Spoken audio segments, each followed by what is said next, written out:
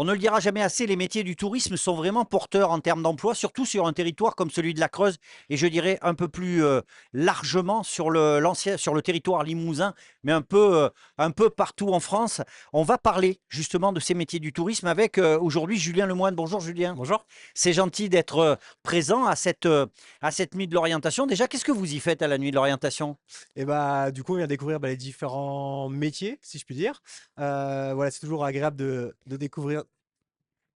Allez-y, allez-y, c'est pas grave. C'est toujours agréable voilà, de découvrir les différents métiers dans notre territoire et voilà, de rencontrer des personnes. Alors je vois justement, on va commencer par ça, je vois marqué handisport comité régional Nouvelle-Aquitaine, ça veut dire quoi ça? Et ben, en fait, avec donc Uskin Creuse, en fait, c'est une association. Nous, on propose donc des activités pour les personnes donc valides en situation de handicap. Et du coup, on travaille avec les deux fédérations dans la partie sport, que ce soit donc l'handisport, que c'est plus sur les personnes donc physiques, et le sport adapté, qui est plus sur la partie, on va dire, mentale. Voilà, alors, tant pis, je vais le dire, c'est vrai que dans le handicap, si on pouvait faire simple par moment, ça irait, mais vous avez toujours une fédé par ici, un truc qui est rattaché à la vraie fédé, un autre pas, mais ça c'est que mon avis, hein. Je pense que c'est la Mais France, voilà, hein. c'est un peu compliqué, mais en tout cas, le message il est là, il est que là, on propose des activités et c'est intéressant. Donc, Uskin Creuse, qu'est-ce que c'est concrètement? Alors du coup, bah, j'ai créé donc c'est une association que j'ai créée il y a 7 ans. En fait, donc c'est une association qui récupère du chien nordique abandonné, qui viennent soit de la SPA, de la Foire ou de l'abandon de propriétaire. Et on propose du coup des activités pour les personnes donc, valides en situation de handicap. Donc soit les personnes ils viennent chez nous, ou alors on se déplace maintenant un petit peu partout en France. Et également du coup on a des logements au sein de notre structure. Donc, c'est une association, vous avez des salariés, vous avez quoi? Oui, alors on est donc 2 salariés et demi. Moi, je suis à mi-temps parce qu'il y a le beau côté des belles activités et Eh le, oui, et le vrai contexte de la vie qui ouais. est difficile. Et puis bah, tout ce qu'on redonne aussi, bien sûr, à l'État. Donc voilà, obligé aussi de travailler un petit peu à côté. Donc voilà, on est 2 salariés et demi. Alors, ce qui est intéressant dans Skin Creuse, c'est premièrement la démarche, je dirais, intellectuelle, morale, pleine de valeurs, et puis aussi ce côté expérientiel, ce côté rural, comme quoi c'est possible de développer des choses qui tiennent la route, des activités qui tiennent la route en milieu rural, en prenant quelques risques quand même. Oui, oui, autant vous dire que quand j'ai débuté, quand j'ai expliqué bah, mon projet, on me regardait avec des grands yeux. C'était un peu voilà. Pendant 3 ans, bah, j'étais bénévole dans mon association et je travaillais à côté, donc c'était des semaines plus qu'à rallonge, on va dire. C'était un gros pari, mais voilà, moi je suis natif, comme on dit, j'ai eu la chance de pouvoir naître en Creuse et je voulais bah, créer quelque chose, voilà, dans mon département. Et c'est pour ça que j'ai pris le pari fou de monter donc cette structure. Au départ, Julien, il est quoi? C'est quoi son métier à Julien? Moi là-bas, je suis donc j'étais dans le milieu rugbystique, d'accord. Ouais. Donc j'ai Ça, passé. ça se voit un peu hein, à Ouais. côté de moi. Moi, c'est pas le cas. Non, donc voilà, milieu rugbystique. Donc j'ai bougé pas mal par rapport à ça. Et après, j'étais dans la partie animation, donc au sein de la communauté d'agglomération du Grand Guéret. Donc je suis là dans le domaine du sport nature. Et toujours cette passion donc du rugby, bien sûr, et la partie chien. Et voilà, j'ai voulu créer cette structure. Alors, on est là pour parler de métier, on est là pour parler de formation. Ouais. C'est bien joli de dire, ouais, je viens du rugby, du machin, du truc, mais pour être animateur, aujourd'hui, c'est un vrai métier. Oui, C'est un vrai métier avec de vraies filières parce qu'il y a de vraies responsabilités aussi. oui, tout à fait. Donc nous, on est donc filière sportive, donc sous jeunesse et sport, la partie État. C'est-à-dire que donc pour pouvoir travailler au sein de notre structure, il faut soit donc maintenant un diplôme qui est ouvert en Creuse et il faut le noter depuis 2 ans. Donc c'est le BPGEPS APT qu'on peut lui passer donc au lycée agricole d'Ain par le comité départemental olympique des sports, Olympique le DOS, c'est sportif, ça. ouais, Donc voilà, vous avez ça. Aussi, on faut avoir un STAPS. ouais, D'accord, qui peut se passer donc en Haute-Vienne, ou après il y a un DE attelage canin. Donc voilà. il faut avoir l'un de ces diplômes pour pouvoir pratiquer les multitudes d'activités qu'on propose. Alors pour différentes raisons, hein, on peut le dire, pour différentes raisons. La première chose, c'est qu'être animateur, ça se résume pas comme ça à faire des jeux. C'est pas ça. Il faut avoir de véritables compétences. Il faut avoir aussi des compétences qui vont au-delà. Hein, suivant certains diplômes, il faut être en mesure de gérer une structure, d'accompagner des équipes. Et puis parce que je le disais aussi, il y a des responsabilités. Quand on accompagne des gens, il y a des responsabilités. Et pour pouvoir assurer ces responsabilités, il faut des diplômes. C'est ça, c'est la partie clairement dans les diplômes qu'on va voir, c'est la partie sécuritaire qui est mise en avant. C'est-à-dire que toujours pareil, quand tout se passe bien, depuis vous démontre c'est très bien. À partir du moment où il y a quelque chose, et ben voilà, il faut bien sûr avoir ces diplômes. Et puis ça apprend toutes les connaissances, la mesure sécuritaire qui sont obligatoires. Et donc voilà, c'est une nécessité.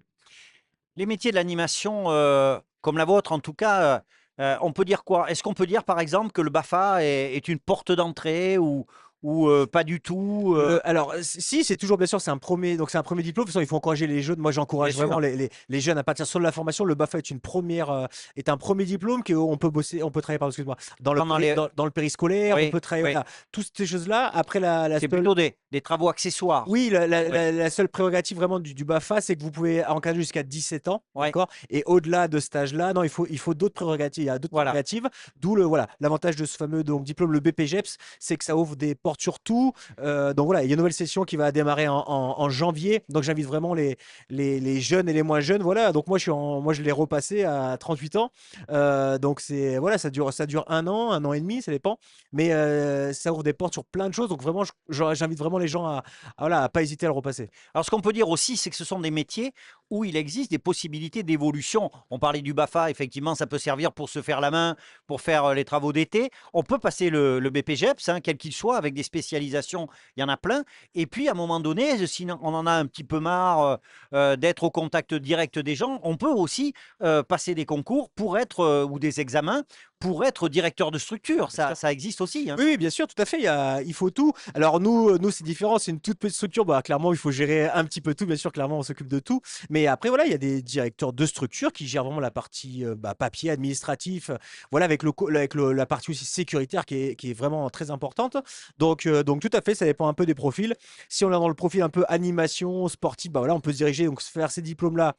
Pour moi, je pense le BPGEPS APT qui est le plus ouvert à tous. Et après, sinon, la partie STAPS qui là va vraiment aussi encadrer. Et la différence sur la partie STAPS, c'est qu'on va sur le perfectionnement. Voilà. Alors, ce qu'on peut dire aussi, c'est que, alors, on a cette représentation, peut-être moi d'ailleurs, hein, cette représentation de l'animateur au sens propre du terme, en face à face.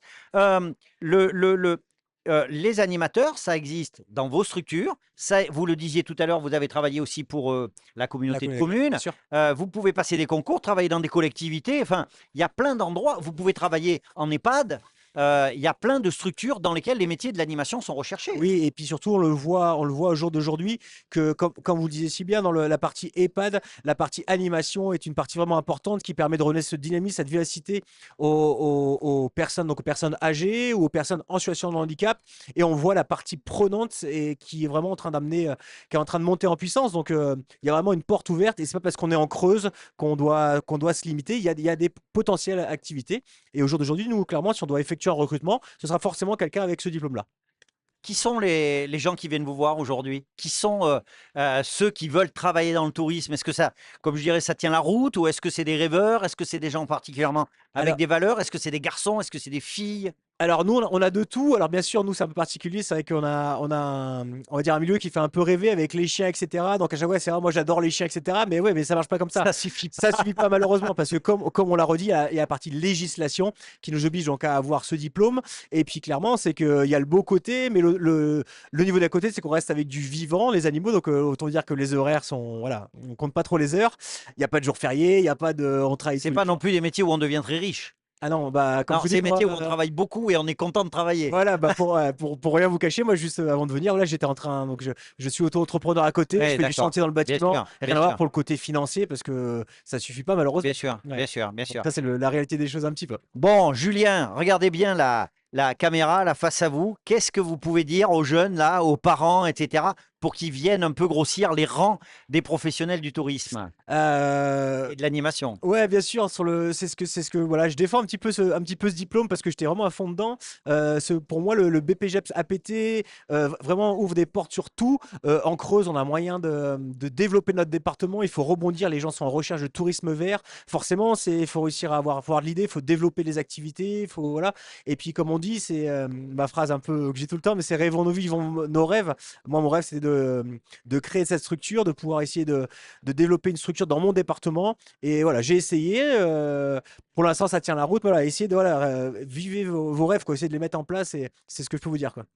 Merci beaucoup, Merci Julien. à vous. Merci à vous. On va maintenant recevoir Baptiste. Alors, Baptiste va venir nous rejoindre et Julien va lui passer le micro. Merci beaucoup. Merci à vous, À monsieur. très vite. Au revoir. Merci. Voilà, on continue avec cette exploration, je dirais, des métiers du tourisme avec Baptiste Savary. Alors, attendez, il est là. Baptiste Savary, faites partie de l'Office de tourisme. Tenez, rapprochez-vous un Pardon. petit peu de moi. Vous faites partie de l'Office de tourisme. Qu'est-ce que vous y faites? Alors, je travaille effectivement à l'office de tourisme Croix Sud-Ouest à Bourganeuf. Et qu'est-ce que j'y fais? Alors, beaucoup de choses, hein. De l'accueil, je m'occupe de toute la partie effectivement après numérique, donc sur le site internet, réseaux sociaux. Je suis en charge aussi des randonnées, Oui. donc suivi des randonnées, les créations effectivement de randonnées, tout ce qui est création de photos et vidéos. Voilà, gestion Donc, de la... vous êtes multitâche. Tout à fait. Multitâche. Alors, on va voir avec vous deux choses différentes. Il y a l'Office de tourisme en lui-même, avec un certain nombre de professionnels. Ouais. Quels professionnels sont vos collaborateurs à l'Office de tourisme? Alors, on est 6 à l'office de tourisme. Donc, on a 2 bureaux d'accueil sur notre secteur. Donc, moi, effectivement, qui suis toute la partie plutôt numérique, voilà, Ouais, numérique et informatique. J'ai une collègue, effectivement, et accueil, effectivement. Une autre collègue qui gère toute la partie accueil et qui, elle, est plus axée accompagnement des prestataires touristiques, d'accord. que ce soit effectivement surtout les hébergeurs, euh, les restaurateurs, Tous ceux qui, à un moment donné, tous doivent ceux qui accueillir des accueillent le touristes. public Ouais, et veulent monter effectivement des ouais. projets touristiques. Et effectivement, mes autres collègues, donc une directrice qui va elle, gérer toute la partie plutôt RH, budget, La globalité, elle pilote le globalité, bateau. voilà, tout à fait. Et il y a également effectivement une collègue qui est guide conférencière et qui, elle, va s'occuper vraiment de tout ce qui est valorisation du patrimoine. Alors c'est intéressant ce que vous dites parce que effectivement, ne fût-ce qu'au travers de vos collaborateurs, on voit qu'il y a des gens qui sont un peu touche à tout, d'autres qui sont très spécialisés. Si je prends par exemple une guide conférencière, ça s'improvise pas. Il faut à un moment donné avoir un parcours, il faut en tout cas justifier d'un certain nombre de compétences très spécifiques. Tout à fait, ouais. Un parcours, effectivement. Alors, il faut avoir une passion déjà, je pense, pour le patrimoine et pour l'histoire en général. Voilà, pour l'architecture. Et effectivement, là, le guide conférencier, c'est aussi un diplôme. Voilà, c'est pas quelque chose qu'on improvise. Mais voilà, il faut vraiment, ouais, avoir des Voilà. compétences et des Bien sûr, connaissances vraiment très, très bien sûr, pointues, très poussées. Et une volonté, une soif de découverte toujours bien sûr. insatiable. Bien sûr. Et puis, donc, vous êtes au cœur, je dirais, de l'activité touristique hein, de ce beau département qu'est la Creuse. Donc, vous êtes en relation régulière, de plus ou moins proche, avec l'ensemble des acteurs. Concrètement, se porte comment le tourisme en Creuse? Il se porte bien. Il se porte plutôt bien, C'est effectivement. un tourisme de nature, c'est un tourisme de séjour, c'est un tourisme euh, de sport. Comment on peut le qualifier, ce tourisme? Alors, c'est pas forcément un touriste qu'on pourrait mettre dans une seule catégorie, une seule case. Euh, nous, à Bourg- Nous, à Bourganeuf, effectivement, on a beaucoup de passages. Mais effectivement, on est une cité médiévale avec effectivement la fameuse tour Zizim. Donc voilà, on a beaucoup effectivement de personnes qui viennent découvrir ce patrimoine ouais, riche et méconnu. On a beaucoup aussi de sports de pleine nature, pas extrême, mais effectivement du VTT, de la randonnée, des sports, beaucoup de vélo, avec le vélo, la Creuse à vélo. On a tout ce qui est, tous les nouveaux véloroutes qui sont en train de se lancer. Donc voilà, on a effectivement beaucoup de patrimoine, beaucoup de petits patrimoines aussi méconnus. On a des espaces naturels qui sont vraiment exceptionnels et qui sont aussi préservés. Donc on a effectivement beaucoup de catégories de personnes qui viennent du coup découvrir, qui viennent profiter de la Creuse. Quand on pense tourisme, alors Julien nous en a parlé un petit peu tout à l'heure, mais on pense un peu saison. On pense saisonnalité, plutôt l'été, plutôt des choses comme ça. Est-ce que la Creuse euh, a des activités toute l'année et donc peut proposer du travail à des professionnels du tourisme toute l'année? Oui, alors effectivement, hein, le niveau, on va dire, le haut tourisme, on va dire, est vraiment de Pâques à Toussaint. Oui, c'est vraiment la période touristique classique. Mais effectivement, on a quand même beaucoup de passages, on a beaucoup effectivement de musées qui sont encore également ouverts, effectivement, et de propositions effectivement touristiques qu'on peut venir faire du coup en hors saison. Donc là, on peut effectivement travailler dans le tourisme toute l'année. Ouais. Ah oui, donc c'est intéressant ça, parce que effectivement, si à un moment donné, si vous envisagez à un moment donné de, de, de vous lancer dans les métiers du tourisme et pas vous lancer devant les caméras comme cette dame qui vient de passer, si vous envisagez de vous lancer dans les métiers du tourisme, il faut savoir effectivement que ça n'est pas que saisonnier. Il y a du travail à temps plein, hein, il y a du travail toute l'année. Donc là aussi, Julien nous parlait notamment du BPGEPS pour tout ce qui concerne les activités sportives ou les activités de plein air, d'animation. La Creuse, c'est aussi un département d'hébergement. Donc, j'imagine qu'il y a il y a des métiers au sens large du tourisme dans la restauration, dans l'hébergement. Effectivement, dans l'hébergement, la restauration, moi, effectivement, j'ai passé un BTS tourisme, effectivement, et une licence valorisation du patrimoine rural qui m'a emmené, effectivement, à venir m'installer en Creuse. Et j'ai commencé, effectivement, à travailler, moi, dans les campings sur le lac des Bassivières, là. Donc, effectivement, pour finir, effectivement, après de travailler en office de tourisme, voilà. Donc, on a une palette, effectivement, de métiers du tourisme qui est vraiment large et qui va, je pense, encore se développer là dans les prochaines années. Ouais, c'est intéressant parce qu'effectivement, vous pouvez rentrer par une porte et puis en prendre d'autres au fur et à mesure. Vous en êtes C'est vrai. l'exemple vivant. Regardez, la caméra, elle est en face de vous. Qu'est-ce que vous diriez à quelqu'un qui envisage éventuellement de se lancer dans les métiers du tourisme en Creuse? En Creuse. Ben, d'y aller, effectivement, parce qu'il y a énormément de possibilités. Je pense qu'à la Creuse, on a encore la chance, effectivement, d'être un territoire qui est méconnu, qui est sous-exploité, avec une richesse qui est vraiment, vraiment exceptionnelle.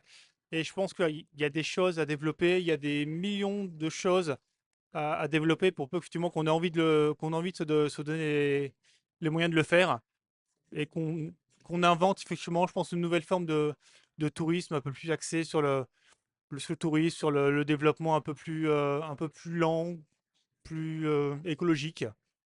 Voilà. Voilà, vous l'avez compris, il y a de l'avenir pour les métiers du tourisme en Creuse. La Creuse est un magnifique département, il y a beaucoup d'opportunités, il y a beaucoup de possibilités à creuser. Merci beaucoup, Baptiste. Avec Bon plaisir. courage pour la Merci à suite. vous. Et puis, si vous venez en Creuse, ben, vous rencontrerez peut-être Baptiste dans les environs de l'Office de tourisme. Merci beaucoup. Au Merci à revoir. vous. Au revoir.